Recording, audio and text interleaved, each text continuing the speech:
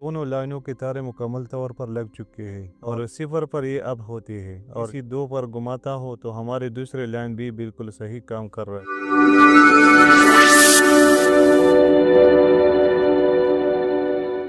अस्सलाम वालेकुम दोस्तों, मैं हूं सिराज खान।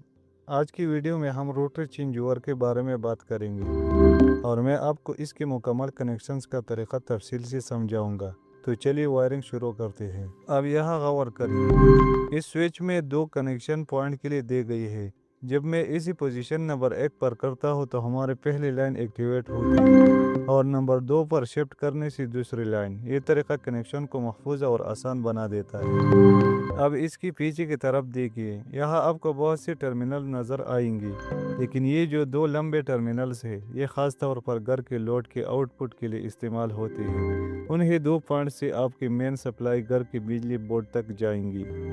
अब इन चार टर्मिनल्स को देखिए, इनमें से पहले दो टर्मिनल्स हमारे पहली लाइन जैसे वापडा के लिए है और बाकी दो टर्मिनल्स दूसरी लाइन जैसे जनरेटर या सोलर के लिए इस्तेमाल होंगी। इनका दुरुस्त इस्तेमाल ही आपके वायरिंग को महफूज बनाता है।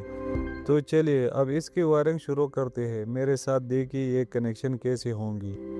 हमारे पास ये दो तारे हैं जिनमें से एक सुर्ख है और दूसरी काली। इन दोनों तारों को मैं चेंज ओवर की पहली लाइन वाले टर्मिनल्स में लगा रहा हूँ।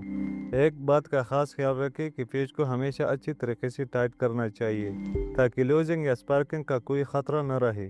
बिल्कुल इसी तरीके से हमारी पहली लाइन मुकम्मल हो जाएगी और कनेक्शन भी मजबूत रहेगा। जैसा कि आप देख सकते हैं कि ये कनेक्शन अब मुकम्मल लग चुका है। इसके बाद अब हम दूसरी लाइन की दो तारें लेंगे और बिल्कुल इसी तरीके से इनके कनेक्शंस भी मुकम्मल करेंगे जैसे हमने पहली लाइन की किए थे। अब बिल्कुल इसी तरीके से हम दूसरी लाइन के तारे भी दूसरे टर्मिनल्स में लगाकर इनको अच्छी तरह टाइट कर देंगे ताकि हमारा ये दूसरा कनेक्शन भी पहले की तरह मुकम्मल और मजबूत हो जाए। जैसा कि आप देख सकते हैं अब दोनों लाइनों के तारे मुकम्मल तौर पर लग चुके हैं और हमारे कनेक्शन बिल्कुल तैयार है। अब यहाँ इसके आउटपुट टर्मिनल्स को देखिए जहाँ मैं ये लाइट कनेक्ट करूँगा। मैं ये लाइट इसलिए लगा रहा हूँ ताकि हम चेक कर सके कि हमारा चेंज ओवर सही काम कर रहा है या नहीं। अब मैं आउटपुट के टर्मिनल्स में ये दो तारे लगा रहा हूँ। पहले इन तारों को मैं अपनी जगह पर सेट कर लेते हैं और इसके बाद पेचों को अच्छी तरीके से टाइट करेंगे। याद रखें कि आउटपुट के कनेक्शन का मजबूत होना बहुत ज़रूरी है ताकि लोड चलते वक्त कोई मसला न हो।